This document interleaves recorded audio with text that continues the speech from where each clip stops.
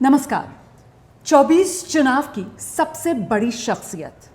इस चुनाव में पक्ष विपक्ष की परख जिनके नाम पर है और जिनके काम पर है और जिनकी लोकप्रियता ऐसी है कि सिर्फ देश ही नहीं बल्कि दुनिया में भी कोई नेता लोकप्रियता के लिहाज से दूर दूर तक इनके आसपास नजर नहीं आता।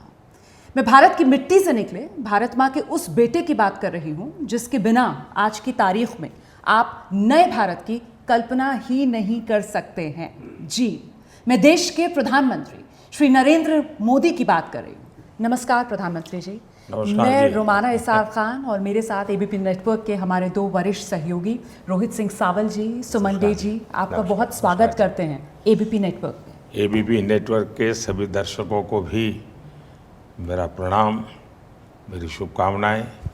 और मुझे खुशी है कि अब चुनाव के आखिरी चरण के पहले मुझे आप लोगों को मिलने का अवसर मिला है। वैसे आप लोगों को मुझे बहुत जल्दी समय निकाल के मिलना चाहिए था, लेकिन व्यस्तता इतनी रही कि मैं हर किसी को न्याय नहीं दे पाया। लेकिन फिर भी मुझे अच्छा लग रहा है कि आज मैं आप सबसे मिल रहा हूँ। बहुत शुक्रिया, आपने इतने बिजी शेड्यूल से टाइम निकाला हम लोगों के लिए। शुरुआत मुझे लगता है हमें करना चाहिए कि राष्ट्र निर्माण का ध्येय लेकर जो आप चले 2014 में, जिसमें काले धन के खिलाफ एसआईटी से शुरुआत हुई, उसके बाद हमने नोटबंदी, जीएसटी देखा, सेकेंड टर्म में अनुच्छेद 370 का खात्मा, 3 तलाक जैसी कुरीति का खात्मा। अब 2047 विकसित भारत हमें बनाना है और उसके लिए जो पहला पड़ाव जिसका आप जिक्र भी कर रहे हैं कि मोदी 3.0 में हम दुनिया की तीसरी बड़ी अर्थव्यवस्था बनने जा रहे हैं, तो उसका रोड मैप सर क्या है और इससे एक आम जन जो है देश का, उसके जीवन में क्या बदलाव आएगा? यानी मैं पहले तो आपका धन्यवाद करूंगा कि आपने ऐसे गंभीर मुद्दे पर बातचीत की शुरुआत की है।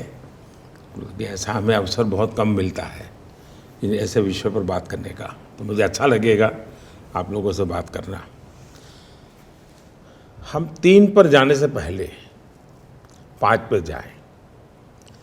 देश की इकोनॉमी जब 11 पर थी, उस पर से हम 5 पर आए। 11 से 5 अपने आप में बहुत बड़ा जंप होता है। और उसके कारण देश में क्या हुआ, जैसे पहले कितने किलोमीटर रोड बन पाता था, अब कितना बन पाता है। पहले गरीबों के घर कितने बनते थे, अब कितने बन पाए हैं। पहले गरीबों को कितना अनाज मिलता था, आज कितने गरीबों को कितने में अनाज मिलता है। पहले गरीबों को हेल्थ के लिए क्या सुविधा मिलती थी, आज कितने मिलते हैं। पहले कितने मेडिकल कॉलेज थे, आज कितने मेडिकल कॉलेज हैं। पहले एक दिन में कितने कॉलेज बनती होगी, आज एक दिन में कितनी कॉलेज बनती। यानी ऐसे किसी भी पैरामीटर से देखिए। परिवार का भी आपने स्वभाव देख लिया होगा कि अगर परिवार में एक व्यक्ति कमाता है तो उस आय को कैसे उपयोग करना, फैमिली अपना बजट बनाता है। लेकिन 2 कमाना शुरू कर दें तो उसी तारीख से उनके बजट का रूप बदल जाता है। फिर लगता है यार ऐसा करो कि अच्छा टीवी ले आएंगे, चलो भी घर में अब अच्छा करें, अच्छा बच्चों के लिए अच्छा कपड़े ले, क्यों, उनके पास पैसा आया है।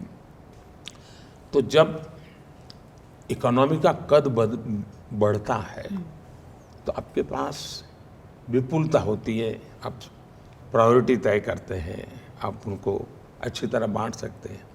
इकोनॉमी 11 से 5 जाती है तो कद बढ़ता है, 5 से 3 जाती है तो एकदम से आपकी ताकत बहुत बढ़ जाती है।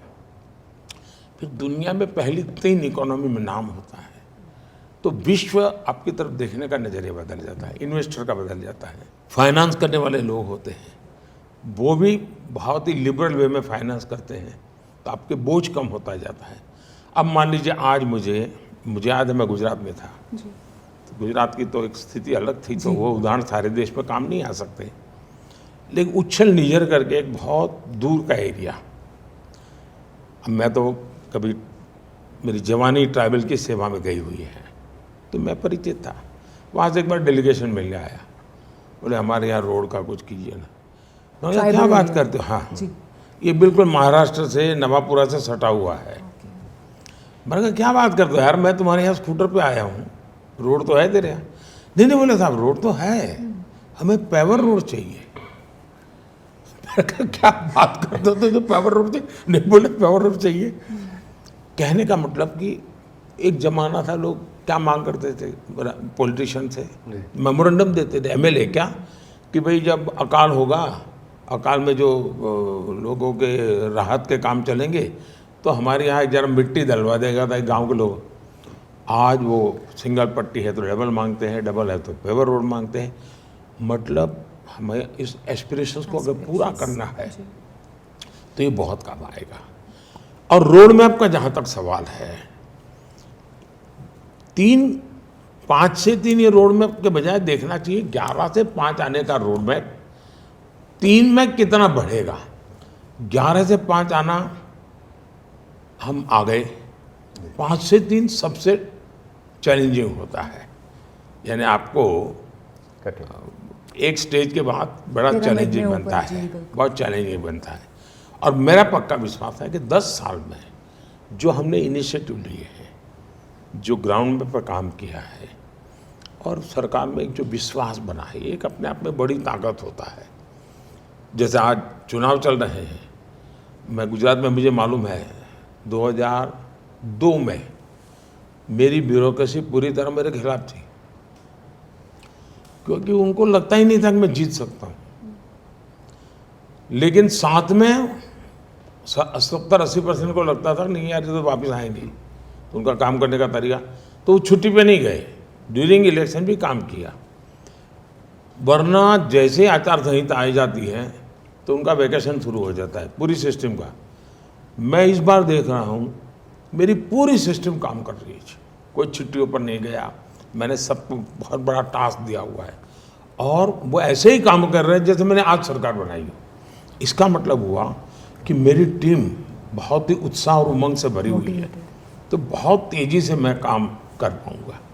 प्रधानमंत्री जी, चुनावों में हम इस वक्त एक बड़ा सवाल, भ्रष्टाचार के खिलाफ जो भी कार्रवाई देश भर में हो रही है, हर कोई उसका समर्थन कर रहा है। अभी आपने बिहार के बक्सर में एक रैली में बात कही कि तेजस्वी यादव अपनी जमानत का जुगाड़ कर ले। अरविंद केजरीवाल हैं दिल्ली के मुख्यमंत्री, इसके अलावा हम हेमंत सोरेन की बात करते हैं, ऐसे कई नाम हैं। आप इन पर कार्रवाई की बात करते हैं, लेकिन विपक्ष कह रहा है कि एक साजिश है विपक्ष को साफ करने की। क्या कहेंगे इस पर आप? Irrespective of any political party, any ideology, कितना ही बड़ा क्यों ना हो, कितना ही, लेकिन हमारे देश में हम क्या सुनते थे पिछले 20 साल के, साहब कुछ भी हो ये छोटे छोटे बेचारों को छोटी मछलियां फंसा देते, छोटी मछलियां, मगरमच्छ तो छूट जाते हैं। अब मैं हैरान हूँ जी, मेरे देश में पूछा जा रहा है कि आप मगरमच्छ को हाथ क्यों लगाते हो। इस देश 30 साल से ये पूछ रहा था कि मछलियों को पकड़ रहे हो, मगरमच्छ क्यों हाथ नहीं लगाते हो। तो एक्चुअली तो अगर ईडी या सीबीआई ये काम करता है तो उनका सार्वजनिक सम्मान होना चाहिए। अगर आपके गांव में भी 5 साल पुराना कोई केस सॉल्व नहीं होता हो, लेकिन कोई एक अफसर आकर कर देता है तो पूरा गांव उसको सम्मानित करता है। क्यों? कि भाई इसने सही काम किया। और दूसरा, इसमें कागजी में हो सकता है आप कोर्ट में विधा विवाद करोगे, कैमरा के सामने नोटों के पहाड़ दिख रहे हैं भाई, इसको मना कैसे कर सकते हो।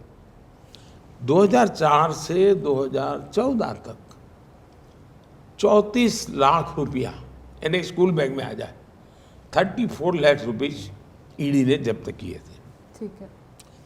2014 से 24 2200 करोड़ रुपया, 2200 करोड़, 70 टेम्पो लगेंगे उठा के ले जाने में। अब ये देश देख रहा है, आप गाली फिर नहीं दे सकते जी, आप किसी भी हालत में गाली नहीं दे सकते हो कि गलत हुआ है। अब ये बड़े बड़े लोग अंदर है, कौन होगा कौन नहीं होगा न मुझे पता है, न मेरी सिस्टम को पता है। कागजों को पता होगा, फाइलों को पता होगा कि कौन कहाँ है, लेकिन मुझे पता हो या ना हो, जिसने पाप किया उसको पता है कि उसका नंबर लगने वाला है। मुझे पता नहीं किसका लगेगा, लेकिन जिसको जाना है उसको तो पता ही है उसका नंबर लगेगा, कि उसने पाप किया उसको मालूम है। जी मोदी जी, आप फ्लैशबैक पे लेकर गए तो मुझे याद आया 2014 के 22 अप्रैल पहली बार, तब आप गुजरात के मुख्यमंत्री थे, तो हम मिले। तब एकदम currently chit fund scam Sharda घोटाला सामने आया था। तो मैं सरप्राइज्ड हो गया। मैंने जब आपसे सवाल पूछा, आपके सब डिटेल्स आपको मालूम था और आपने कहा था कि कठोर कदम उठाना चाहिए, क्योंकि नहीं तो कानून पे लोगों का जो भरोसा है वो बरकरार रहना चाहिए। यहाँ दो डेवलपमेंट हुआ है। एक है ये 2024, 10 सालों में बहुत सारे स्कैम पश्चिम बंगाल के भी हुए हैं, जहाँ अभी चार्ज ट्रायल शुरू नहीं हुआ है, फाइनल चार्जशीट नहीं आया है, चार्ज फ्रेम नहीं हुआ है। और 27 मार्च को बंगाल के एक रैली से आपने बहुत अहम एक बात कहा कि 3000 करोड़ रुपया जो ईडी ने बंगाल से जब्त किया है, उनको गरीबों, जिन लोगों को लूट कर ये पैसा बनाया गया है, उन्हें वापस करना है आपको। आप कानूनी सलाह दे रहे हैं, उसके बारे में कुछ डेवलपमेंट? ये बहुत ही अहमपूर्ण विषय है और मैं तो चाहता हूँ कि आपके यहाँ भी जिस लीगल पैनल को बुला करके चर्चाएं करनी चाहिए। मुद्दा ऐसा है और मुझे पक्का विश्वास है कि आप लोग करेंगे, भले 4 तारीख के बाद करें लेकिन करेंगे। क्योंकि होता क्या है जी, ये सरकार का आप खजाना भरने के लिए पैसे तो है ही नहीं जी। यानी कोई व्यक्ति घर लूट कर के ले जाए और सरकार लूट कर ले जाए, उस इंसान को क्या फर्क पड़ता है? उसका तो गया ना, उसको तो फर्क तब पड़ेगा जब उसको वापस आए। तो मेरी सोच ये है उसको वापस जाना चाहिए। वापस कैसे जाए? एक पैसा जिसने दिया है और जिसको दिया है उसका कोई ट्रेल प्रूफ पक्का होना चाहिए। मनी ट्रेल, हाँ, मनी ट्रैक होना चाहिए। कोई न कोई एविडेंस हमारे पास उपलब्ध हो, क्योंकि हम ऐसा नहीं चाहते किसी के पैसे में वो कोई और लूट जाए, ये भी नहीं होना चाहिए। और ये संभव मुझे लगता है। अब जैसे बिहार है, नौकरी के बदले जमीन का कांड हुआ, तो जमीन किसकी थी वो पता है, अब जमीन किसकी है वो पता है एकदम, और उसी परिवार के एक व्यक्ति को नौकरी मिला है वो भी पता है। तो फिट होता है बिल्कुल, और डेट बैठती है कि इस तारीख को नौकरी मिली और इस तारीख को जमीन दी। तो अब मैंने अफसर को मेरे ढूंढो, क्या हम जमीन उनको वापस दे सकते हैं क्या, उस पर देखें। उसी प्रकार से आपके बंगाल में रेट कार्ड है एकदम कि टीचर बनना है तो ऑफिशियल रेट कार्ड है जी, चार्जशीट में भी है। और उस पैसों का भी कैटेगरी ए को इतना जाएगा, कैटेगरी 2 को इतना जाएगा, कैटेगरी 3 को जाएगा, ऐसा एक पूरा बड़ा साइंटिफिक बना हुआ है जी। अब इससे पता चलता है कि तो मैंने मेरी पार्टी को कहा कि एक लीगल एडवाइजर टीम बनाओ, कोई जीन्युइनली जिसके पास सर्टिफिकेट है, योग्यता है, जिसको नौकरी मिली है वो अलग देगा, और जिसके पास कुछ नहीं है लेकिन पा लिया है उसको अलग करो। फिर सरकार अपनी सिस्टम से दे दो।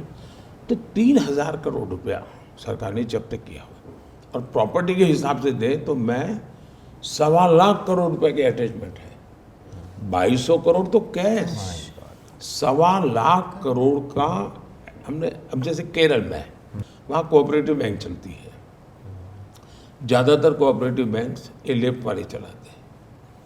सभी कोऑपरेटिव बैंक का बहुत बड़ा स्कैम है जी। ये मिडिल क्लास लोगों ने बड़ी मेहनत के जमा किया हुआ पैसा है, तो पता है पैसा किसका था, बैंक डूब रही है। तो मैंने कहा भाई ये इनकी प्रॉपर्टी अटैच करो, उनकी प्रॉपर्टी अटैच की है। अब मैंने कहा उसमें से जिनका पैसा है कितना परसेंटेज दे सकते हैं, देखो सबको समान रूप से बांट कर दे देंगे, वो प्रक्रिया चल रही है। दूसरा, पिछले दिनों अलग अलग जो मुझे मिला उसमें से अब तक 17,000 करोड़ रुपये, 17,000 करोड़ रुपये हम ऑलरेडी दे चुके हैं अब तक। तो ये जनता का पैसा है, ये जनता को मिलना चाहिए और ये पॉसिबल है। हाँ, ये मैं बताऊँ। दूसरा एक जो काम हो रहा है, हमने जो अंग्रेजों के ज़माने से हमारा पेनल कोड आईपीसी था, वो हमने न्याय संहिता में परिवर्तित किया है। उस न्याय संहिता की जो सुविधाएं हैं उसमें एक है कि एसटी जो प्रॉपर्टी जब्त करते हैं उसको जजमेंट आने तक इंतजार करने की जरूरत नहीं, आप उसका निकाला कर सकते हैं। उसको चीज़ें बनेंगी, उसका रूल्स हम बनेंगे, 1 जुलाई से वो लागू होगा। आप ये जो बात कह रहे हैं मतलब बिल्कुल इनोवेटिव सा आइडिया, और मुझे लगता है ये कहने के बाद हो सकता है जब ये इंटरव्यू चले उसके बाद मैं ट्रोल भी हूँ, लेकिन अगर ऐसा होता है तो ये भ्रष्टाचार के खिलाफ जो मुहिम है दुनिया को दिखाने वाला, ये वाकई में मोदी का मास्टर स्ट्रोक बनेगा। एक मैं देखता हूँ कि शायद आपके सवाल का मैं एक और पहलू बताना चाहूँगा, मुझे ऐसे विचार है। 2014-19 19-24, 24-29 है, 24-29, 14 से 19 अफसर भी हेजिटेंट थे, दे न दे, बताएं न बताएं, ओनरशिप कौन लेगा, हम मर जाएंगे, हमको दुश्मनी करे वगैरह वगैरह। 19 से 24 को विश्वास हुआ कि भाई ये तो कोई पॉलिटिकल भाषणबाजी नहीं, एक आदमी है, कमिटेड है। जी। फिर दूसरा मेरा जीवन भी देखा उन्होंने, तो उनको लगा कि यार ये कोई गपबाजी नहीं है, पॉलिटिशियन से कुछ अलग है, ये विश्वास पैदा हुआ। तो 19 से 24 में मुझे सिस्टम का सपोर्ट मिला। मैं देख रहा हूँ कि अब जो मैं 10 साल की मेरी तपस्या लड़ाई है, जी। 24 से 29 शायद ये लड़ाई अब जनता उठा लेगी और जनता मुझे भरपूर इन्फॉर्मेशन देगी, मेरा सहयोग करेगी कि साहब देखिए उस दफ्तर में फलाने ने मेरे से ये मांगा था, उसने मेरे से मांगा था, क्योंकि उसको विश्वास बन गया है कि कोई रक्षक है, तो वो मुझे बताएंगे। तो एक प्रकार से अब मास मूवमेंट बनेगी। 24 to 29 फिर कोई गाली गलौज नहीं करेगा, भ्रष्टाचार के खिलाफ कोई भी मांगेगा कि ठहरो भाई मैं आपकी फ़ोटो निकालता हूँ, जैसे मैंने अभी एक सुझाव दिया जी। कि भी आप ट्रेन में टिकट चेकर टिकट बिना टिकट लोगों को पकड़ता है, लेकिन कुछ लोग ऐसे होंगे जो बार बार पकड़े जाएंगे, तो जो 10 बार से ज़्यादा बार बिना टिकट पकड़ा जाए उसकी फ़ोटो वहाँ प्लेटफॉर्म पर लगा कि ये सज्जन इस तारीख को पकड़े गए, इस तारीख को पकड़े गए। मैंने कहा देश देखेगा क्या? तो वो बगल में बैठा हुआ, अच्छा ये बिना टिकट वाला आया है, वही चक्कर को बुलाएगा, यार वो आ गया है। Habitual offender. बिल्कुल ये होने वाला है जी, मैं ये देख रहा हूँ जी। और उसमें अगर मीडिया मेरी मदद करे तो एक बहुत बड़ा जन आंदोलन खड़ा हो, क्रांति आ जाएगी। सही बात है। सर सवाल मेरा ये है कि आपने इतने चुनाव लड़े, अब 4 जून बिल्कुल नतीजों का दिन सामने ही है। अच्छा, हम लोगों का रिजल्ट आता था स्कूल में जब पढ़ते थे तो साहब बड़ी नर्वसनेस होती थी। अच्छा, अभी भी नौकरी में हैं हम सभी, जिस दिन पता होता है कि आज चिट्ठी बंटने वाली है अप्रेजल की, उस दिन भी सुबह से धुकधुकी सी होती है। आप तो खुद ही बताते हैं कैसे नर्वस नहीं होना है, लेकिन मैं बस ये जानना चाहती हूँ कि रिजल्ट वाले दिन आपका क्या मतलब शैली रहती है, दिनचर्या रहती है सुबह में? जी जी। मैं वैसे कोई मैं नहीं मानता हूँ लोगों का इंटरेस्ट हो गया, लेकिन मैं बताता हूँ। एक मैं पता नहीं क्यों मैं एक्स्ट्रा कॉन्शियस रहता हूँ उस दिन, उन चीज़ों से दूर रहने के लिए। नंबर्स वगैरह नहीं देख रहे होते हैं टेलीविजन इसलिए पे? मैं कहता हूँ कि मैं एक तो मेरा जो उस दिन का मेरा जो रेगुलर मेरा ध्यान वगैरह होता है उसको थोड़ा टाइम ज़्यादा बढ़ाता हूँ मैं। दूसरा, उस दिन मेरे कमरे में किसी को एंट्री नहीं होती है। अच्छा। उस दिन किसी को मुझे फ़ोन देने की, चुनाव के समय किसी और काम की बात है तो अलग बात है, अलाउ नहीं होता है। अब घटना बताता हूँ मैं 2002 की। मैं 2001 में मुख्यमंत्री बना, 2002 में चुनाव था और लिंगदो यहाँ इलेक्शन कमीशन थे, वो भी मुझे बहुत परेशान कर रहे थे, भांति भांति की मुसीबतें मेरे लिए खड़ी की थी। तो लोग मानते थे साहब आपके लिए जीतना मुश्किल है, पर क्या जो होगा सो होगा। मैं अपने कमरे में था, मैंने ना क्योंकि मुख्यमंत्री था तो मेरे पास रहने के लिए जगह थी, तो मैंने फ़ोन पर उठाया नहीं। अब कोई 1-1:30 बजा होगा, मेरे घर के बाहर ही ढोल बजने लगे। तो फिर मैंने नीचे से किसको बुलाया, तो वो बेचारा चिट्ठी लेके आया कि साहब सब पार्टी के वर्कर बाहर आए हैं और आपको बधाई देना चाहते हैं। तो फिर मैंने 1-1:30 बजे पहली बार जाना कि क्या रिजल्ट आया है। तब तक मैंने नीचे, तब तक 2/3 मेजोरिटी करीब क्लियर हो चुकी थी। तो फिर मैंने नीचे कहा कैसा करो भाई, एक अच्छी माला मंगवा लो और मिठाई मंगवाओ, क्योंकि मैं पहले केशव पटेल के घर जाऊंगा जी। मैं उनको माला पहनाऊंगा, उनको मुंह मीठा करूंगा, उसके बाद मैं चुनाव की। तो मैं उस दिन केशव के घर गया 1:30-2 बजे, उनको माला पहनाई, उनको मिठाई खिलाई, तब जाकर के मैंने उसका सेलिब्रेशन किया। तब तक मैंने नहीं किया। अभी भी मैं एग्जिट पोल आता है तो उस दिन भी मैं अपने आप को दूर रखता हूँ। जिस दिन रिजल्ट आता है उस दिन भी करीब करीब एकदम से क्लियर हो जाओ करीब 1:30-2 बजे तक, तो मैं ज़्यादा उसमें अपने आप को उलझाता नहीं। तो मैं एक प्रकार से विरक्त भाव से अपना समय मेरे भीतर खोया हुआ मैं बिताता हूँ। यानी आप नतीजों का इंतजार करते हैं, रुझानों पर ध्यान नहीं देते। मैं न रुझान पे ध्यान देता हूँ, न नतीजों पे ध्यान देता हूँ। मैं एक मिशन के लिए मरने वाला इंसान हूँ। तो 30 तारीख शाम तक मेरा काम है, मैं करता रहूँगा। मेरी पार्टी ने मुझे कहा है, उसके बाद बड़ा कुछ नहीं होता है जी। हो गया, मैंने काम कर लिया। माँ फलेषु कदाचन, गीता में जैसे बोले। प्रधानमंत्री जी, आजकल आपको तानाशाह कहा जा रहा है। मौत के सौदागर से ये शब्दावली की शुरुआत हुई। इस डिक्शनरी को अगर देखूं, मैं इसे पॉलिटिकल डिक्शनरी कहूंगा, इसमें सैकड़ों शब्द जुड़ते गए, मुझे ठीक से याद है। लेकिन नरेंद्र मोदी इसको किस तरह से देखते हैं? इग्नोर करते हैं, तकलीफ होती है, क्या कहेंगे इस पर आप? मुझे लगता है ये जो तानाशाह बिरादरी होगी ना, वो सबसे ज़्यादा दुखी होती होगी। उनको लगता है कि तानाशाह का इतना डिवेल्यूशन हो गया है, इतना अपमान हो रहा है। इतना डिग्रेडेशन हो गया। ऐसा कैसा तानाशाह जो तानाशाह की गालियाँ सुनता है फिर भी कुछ बोलता नहीं है। तो जो एक्चुअल तानाशाह हो गया ना, उनको लगता है हमारा मार्केट डाउन हो रहा है जी। तो मुझे ऐसा लगता है। देखिए, मैं हमेशा कहता हूँ और ये मैं मानता हूँ, मैं ये कोई मेरे पॉलिटिकल वर्जन नहीं है, ये नामदार है, हम कामदार हैं। और इसलिए हमारे नसीब में गाली गलौज अपमान लिखा हुआ है जी। और ये बात मैं कोई राजनीति मानने की बात कह रहा हूँ, ऐसा नहीं। मैं बचपन से इसी जिंदगी गुजर करके आया हूँ जी। सामान्य जीवन में भी हमने अपमान बहुत सहन किए हैं बचपन में, क्योंकि हम ऐसी जिंदगी से मैं निकला हूँ कि जिसकी कोई कल्पना नहीं कर सकता। तो मुझे लगता है हम मान के चलते, भाई हम सहन कर लेंगे जी। ये हम उसी से पले बड़े हैं। तो इसके कारण एक प्रकार से मन हमारा, कोई हमारी तारीफ करे तो उस दिन आश्चर्य होता है, अरे यार कोई सचमुच में गाली दे तो मुझे आश्चर्य नहीं होता, क्योंकि बचपन से यही सुना है कि बड़े लोग जो होते हैं, जो नामदार होते हैं, तो हम लोगों को ऐसा ही करते हैं जी। मैं कप प्लेट धोता था जी, तो कभी किसी को मैंने ऐसा, जो मेरे फिर छोटी सी दुकान में चाय पीने वाला, वो कप प्लेट वो भी डांट देता था मुझे, कैसा कैसा है वैसा कहे। चाय भी अगर ठंडी हो तो भी थप्पड़ मार देता था कि ऐसी ठंडी चाय क्या लायक है। उस समय तो शायद 1 रुपये भी कीमत नहीं थी चाय की। तो बचपन में हम सह करके आए हैं जी। तो ये चीज़ें हमें ज़्यादा शिकायत ही नहीं है, परमात्मा ने शायद यही व्यवस्था मेरे लिए लिखी हुई है।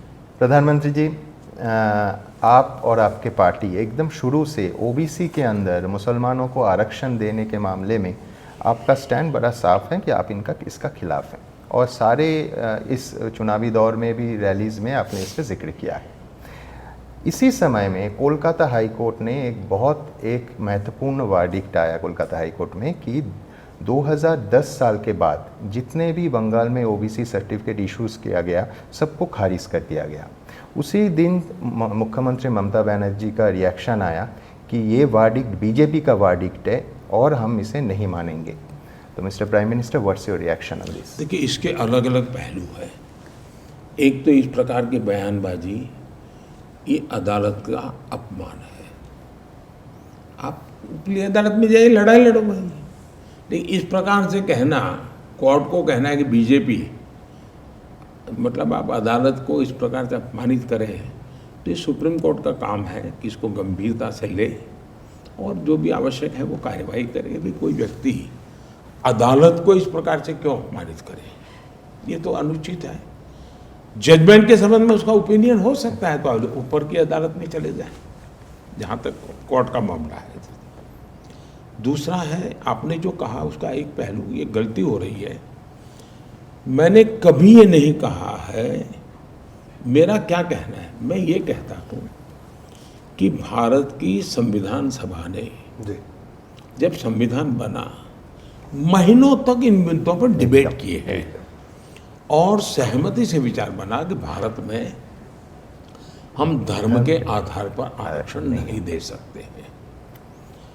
तो मेरा कहना ये है कि भाई हमें संविधान की भावना का सम्मान करना चाहिए, संविधान में जो लिखा गया है उसका सम्मान करना चाहिए, और बाबा साहब आम्बेडकर हो, डॉक्टर राजेंद्र बाबू हो, चाहे पंडित नेहरू हो, इन लोगों ने सब ने कहा है कि हमारे देश में धर्म के आधार पर आरक्षण नहीं होना चाहिए। आज ये धर्म के आधार पर आरक्षण करना चाहते हैं, तो मैं कहता हूँ ये संविधान का अपमान है, ये संविधान को ख़त्म करने के उनके तौर तरीके हैं। और इसलिए हम चाहते हैं कि भाई योग्यता के आधार पर, अब जैसे मैंने पार्लियामेंट में किसी भी प्रकार के तनाव, हर देश में आरक्षण के मुद्दे पर हर बार लड़ाई हुई है, एकदम जी। हर बार समाज में बिखरा हुआ है। मैं अकेला व्यक्ति हूँ जिसने आरक्षण का निर्णय भी किया और समाज को जोड़ा। कब?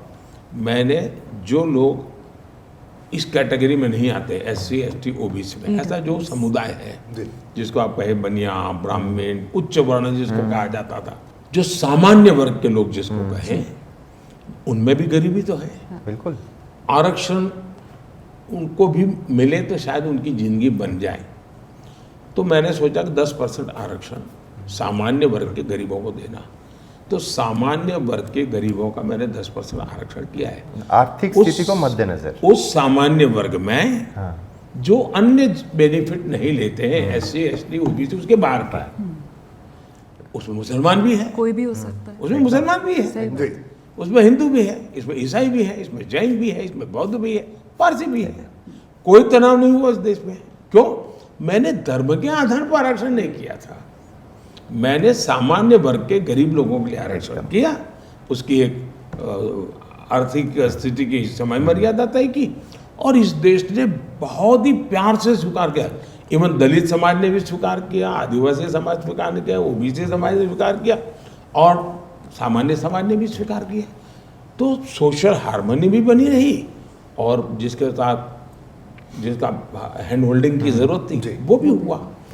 तो मैं धर्म के आधार पर आरक्षण, हम एक बार धर्म के आधार पर देश को बांट चुके हैं, अभी भी हम धर्म के आधार पर निर्णय करते जाएंगे तो देश का क्या होगा? हम ये तनाव क्यों पैदा करते हैं? जस्ट आपकी वोट बैंक पॉलिटिक्स के लिए। और इन्होंने सबसे बड़ा काम किया, वो धोखा किया OBC समाज के साथ। TMC ने क्या किया? 77 कम्युनिटीज को रातों रात OBC बना दिया, कोई प्रक्रिया किए बिना सर्वे किए। हाँ, कोई प्रक्रिया नहीं की उसके लिए। बिल्कुल एडमिनिस्ट्रेटिव फैसला लिया उन्होंने, एस्टैब्लिश नॉर्म्स हैं। उन्होंने 77 कम्युनिटीज को OBC बना दिया। अब OBC का इतना, मान लीजिए इतना एक केक है आपका जी, अब नए 77 कम्युनिटी आई तो केक का आधे से गुजर, तो उन लोगों के साथ आपने अन्याय किया। क्यों? क्योंकि आपकी वोट बैंक को दे। कर्नाटका में क्या किया? इन्होंने रातों रात सभी मुसलमानों को OBC घोषित कर दिया। मतलब जो OBC के लिए आरक्षण का बल था उसका बड़ा हिस्सा रातों रात आपने लूट लिया। तो उसका मतलब ये हुआ कि जो संविधान प्रेरित बातें हुई थी, जो संसद में चर्चा करके तय हुई थी, अब बैकडोर एंट्री से जिसको मिला है उसे लूट रहे हो और जो लेने के हकदार है नहीं उसकी कोई जांच पड़ताल किए बिना बांटते चले जा रहा हो। हमारा विरोध मुसलमान से नहीं है, हमारा विरोध ईसाई से नहीं है, हमारा विरोध पारसी से नहीं है, हमारा विरोध जैन से नहीं है, हमारा विरोध बौद्ध से नहीं है, हमारा विरोध सिख से नहीं है। हमें कहना है कि भारत का संविधान कहता है कि धर्म के आधार पर आरक्षण नहीं होना चाहिए और हमें लेटर एंड स्पिरिट में अब ज़्यादा जिम्मेवारी से इसको पालन करना चाहिए। उस समय इतना गंभीर था मामला, आज तो ज़्यादा गंभीर है। प्रधानमंत्री जी, आपने जो अभी बात कही कि साहब धर्म के आधार पर बंटवारा और उसका दर्द ये देश झेल चुका है, बावजूद इसके चुनाव दर चुनाव धर्म की एंट्री हो जाती है, अब वोट जिहाद आ जाता है, मुसलमान आ जाता है, चुनाव बीत जाता है, लेकिन वो जो समाज का ताना बाना सा है, बंधुत्व वाला, भाईचारे वाला, उसको वो थोड़ा कमज़ोर सा करता चलता है। मैं सिर्फ सवाल आपसे ये पूछना चाहती हूँ कि इन विषयों पर कभी चुनाव की गहमा गहमी से दूर अगर आप बैठकर विचार करते हैं तो इस देश के मुसलमान को लेकर आपको दया ज़्यादा आती है कि इसको हर बार वोट बैंक के नाम पर लॉलीपॉप पकड़ाई जाती है और ये धोखे में खुश हो जाता है, आपको गुस्सा आता है कि इसको हर बार वोट बैंक के नाम पर धोखा दिया जाता है और ये फिर भी सह रहा है धोखे को? मैं आपको मेरा अनुभव बताता हूँ। मैं उस दिन बहुत चौंक गया था जिस दिन देश के एक प्रधानमंत्री ने लाल किले से कहा। हमारे यहाँ पहले प्रधानमंत्रियों के लाल किले से बोलने की स्टाइल थी, हिंदू, सिख, ईसाई ऐसा बोलते थे, वर्णन करते थे। मैं हैरान हो जाता था, ये सबका अलग आइडेंटिफिकेशन किसको एड्रेस कर रहे हो तुम? क्या देश का प्रधानमंत्री ये नहीं कहता मेरे प्यारे देशवासी?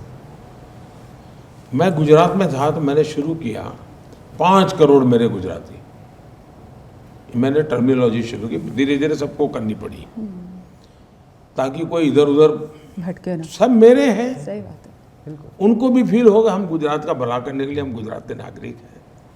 ये वातावरण मेरे यहाँ भी मैं 140 करोड़ मेरे देशवासी बोलता हूँ। शुरू में आया तब 120 करोड़ देशवासी बोलता था। हमने अपनी भाषा टर्मिनोलॉजी में एकता की तरफ जोड़ना चाहिए।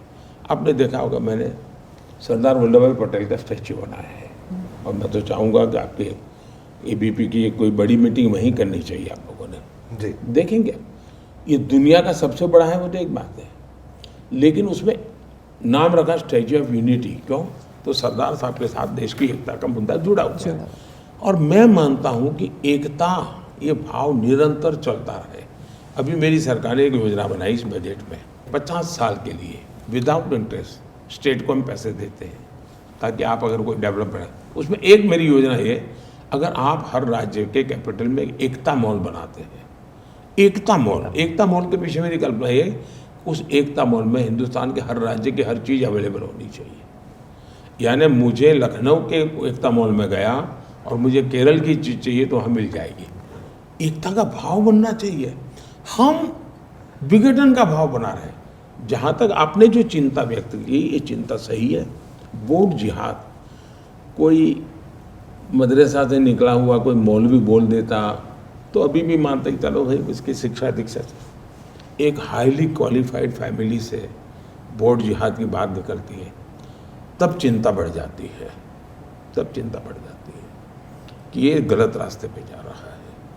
ये ऐसा होना नहीं चाहिए। कोई छोटे मोटे लोग इधर उधर बोलने वाले कहीं पर भी मिल जाएंगे तो मैं उनके लिए शिकायत नहीं करता। और शाही परिवार के निकट परिवार, हाईली क्वालिफाइड फैमिली, उसने ये रास्ता अपनाना ये चिंताजनक है। तीसरी बात है, मैं अपना गुजरात का एक अनुभव बताता हूँ। अहमदाबाद में एक मार्केट है माणिक चौक में, बड़ा इंटरेस्टिंग मार्केट है। कोई इतनी भीड़ रहती है, आप साइकिल नहीं चला सकते, साइकिल हाथ में लेकर के नहीं जा सकते। पैदल भी चलना है तो आपको पार करते करते 15-20 मिनट लग जाएगी जी। और वो सारा का सारा व्यापारी मुसलमान है और सारा का सारा खरीदार हिंदू है। यानी 100% व्यापारी मुसलमान, 100% खरीदार हिंदू। बड़ा यूनिक सा है। तो मैंने 30-40 लड़कों को ट्रेन किया। मैंने कहा तुम लोग 3 दिन लगातार इस मार्केट में घूमते रहो और इनको जरा चिढ़ाते रहो, सब व्यापारियों को। ऐसे टेढ़े मेढ़े सवाल पूछो, खरीद करने जाओ, क्यों चाचा दिवाली कैसी है? तो जवाब क्या आते थे? है अरे भाई बहुत अच्छी दिवाली। फिर चिढ़ाओ जरा, अरे ये राक्षस बैठा है और तुम्हारी दिवाली ठीक है? मोदी बैठा है यहाँ, तुम क्या बात करते हो? मोदी के खिलाफ मत बोलो, इसकी माँ को पता चलेगा ना मुझे हमको खाना नहीं मिलेगा। तो बोले क्यों? बोले ये मेरा लड़का कभी दुकान नहीं आता था, ये मोदी है ना, बोले रेगुलर दुकान आता है। बोले पहले ये भटकता था, ये बोले ये बच्चा है ना, बोले छुट्टियाँ है तो आया है, पढ़ता है, बोले पहले पढ़ता नहीं था। तो सब तो उसकी माँ इतनी खुश है मोदी पर। ये मेरा 2002 की दिवाली का अनुभव है जी। ये एक यूनिक सोशल सेलिब्रेशन है। जो मुसलमान समाज जी, मैं तो उसी बस्ती में बड़ा हूँ, मेरे घर के अगल बगल में पसमंदा समाज के ही सब लोग हैं जी। जहाँ में मेरा जन्म हुआ।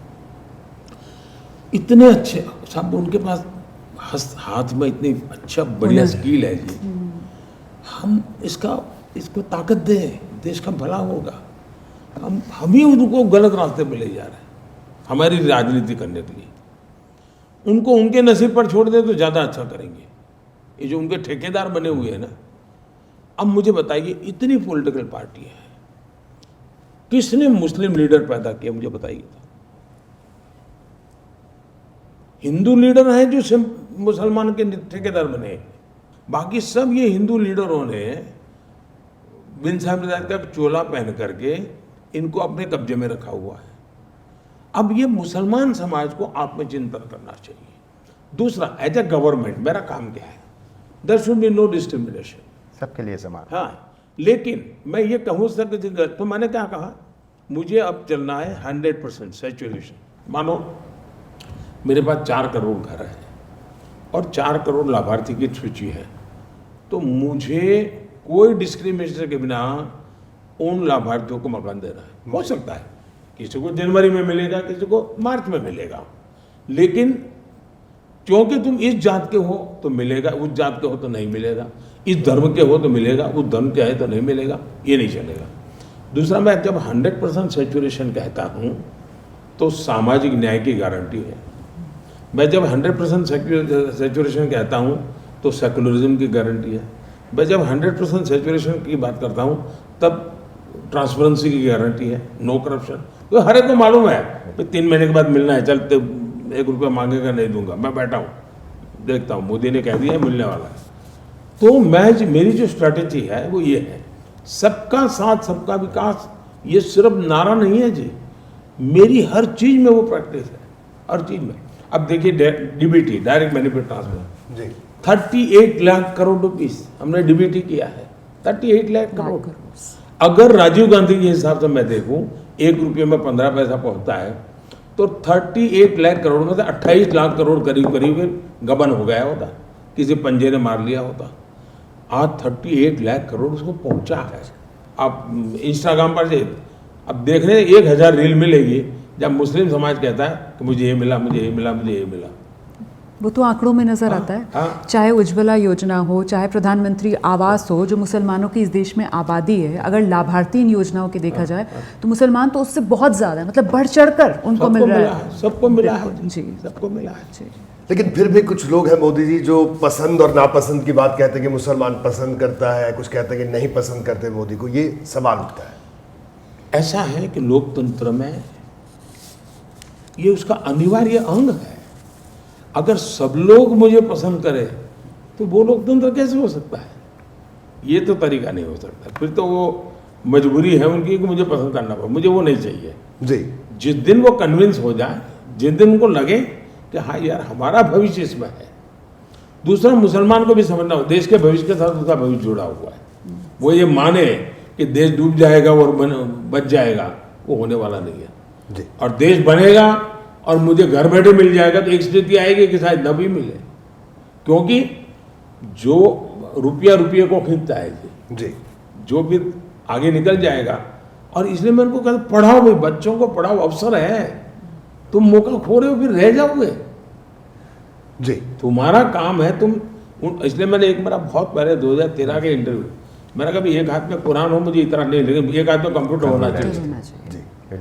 मुझे उनका भविष्य बनाना है, वो पीछे रह जाएंगे, मुझे दर्द है जी। दुनिया बहुत तेजी से आगे चली जाएगी और ये इसकी हमें चिंता कर। और मुझे बताइए साहब, कोई देश 10% का हो, 12%, जो भी हो, अलग अलग लोग आंकड़े बताते हैं, वे अगर अविकसित रह जाए, वे अगर समृद्ध न हो तो मेरा देश समृद्ध हो सकता है क्या? आपका शरीर है, वजन अच्छा है, ऊंचाई अच्छी है, सब मजबूत है, लेकिन एक हाथ जी नहीं है, अच्छे काम नहीं करता है, उसको स्वस्थ माना जाएगा क्या?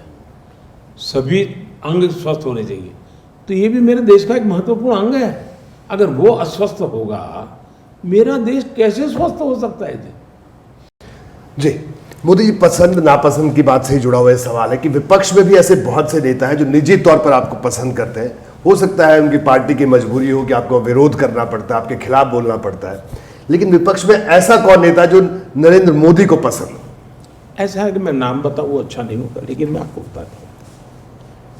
ये जो आपने देखा, मैं अलग से उदाहरण दूँ, कोर्ट के अंदर वकीलों के बीच में कैसे लड़ाई होती है, एकदम, लेकिन उनके पारिवारिक दोस्ताना बहुत अच्छा होता है। ये आपको दिखता है।